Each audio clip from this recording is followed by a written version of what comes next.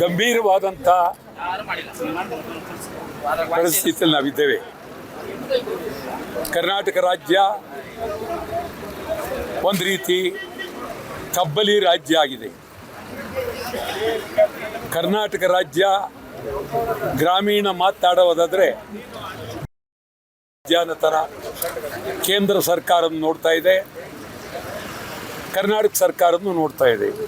ಇದು ಬಹಳ ಗಂಭೀರವಾಗಿ ನಾವು ಚಿಂತನೆ ಮಾಡಬೇಕಾಗಿದೆ.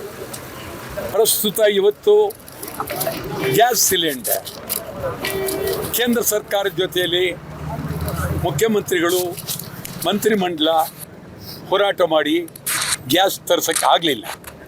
ಅಸೆಂಬ್ಲಿ ನಡೀತಾ ಇದೆ, ವಿರೋಧ ಪಕ್ಷದವರಿದ್ದಾರೆ, ಆಡಳಿತ ಪಕ್ಷದವರಿದ್ದಾರೆ. ಅವ್ರು ಯಾರೂ ಇದ್ರ ಬಗ್ಗೆ ಗಂಭೀರವಾಗಿ ಚಿಂತನೆ ಮಾಡಲಿಲ್ಲ. ಬಹಳ ಗಂಭೀರವಾಗಿ ನಿಮ್ಗೆ ಹೇಳ್ತೀನಿ, ಗ್ಯಾಸ್ ಬರಲೇಬೇಕು. ಗ್ಯಾಸ್ ಸಿಲಿಂಡರ್ಗಾಗಿ ನಾವು ತೀವ್ರವಾದಂಥ ಹೋರಾಟವನ್ನು ಮಾಡೋದಕ್ಕೆ ಈಗಾಗಲೇ ಕಾರ್ಯಕ್ರಮಗಳನ್ನು ಹಾಕಿದ್ದೇವೆ. ಹೊಸಕೋಟೆ ಟೋಲ್ ಬಂದ್ ಮಾಡ್ತೀವಿ, ಈ ಕಡೆ ನೆಲಮಂಗಲ ಟೋಲ್ ಬಂದ್ ಮಾಡ್ತೀವಿ, ಅನೇಕ ದೇವನಹಳ್ಳಿ ಟೋಲ್ ಬಂದ್ ಮಾಡ್ತೀವಿ.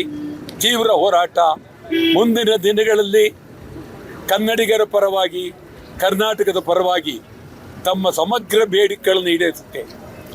ಎಲ್ಲ ನಮ್ಮ ಒಕ್ಕೂಟದವರು ಮಿಕ್ಕೆಲ್ಲರನ್ನೂ ಸೇರಿಸಿ ಕರ್ನಾಟಕ ಬಂದ್ಗೆ ನಾವು ಕರೆ ಕೊಡಬೇಕು ಅಂತೇಳಿ ತೀರ್ಮಾನ ಮಾಡಿದ್ದೇವೆ. ಎಲ್ಲರೂ ಸೇರಿ ತೀರ್ಮಾನವನ್ನು ತೆಗೆದುಕೊಳ್ತೇವೆ. ಗಂಭೀರವಾದಂಥ ಪರಿಸ್ಥಿತಿಯಲ್ಲಿ ನಾವಿದ್ದೇವೆ. ಕರ್ನಾಟಕ ರಾಜ್ಯ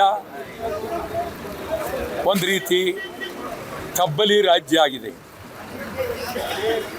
ಕರ್ನಾಟಕ ರಾಜ್ಯ ಗ್ರಾಮೀಣ ಮಾತಾಡೋದಾದರೆ ಥರ ಕೇಂದ್ರ ಸರ್ಕಾರವನ್ನು ನೋಡ್ತಾ ಇದೆ, ಕರ್ನಾಟಕ ಸರ್ಕಾರವನ್ನು ನೋಡ್ತಾ ಇದೆ.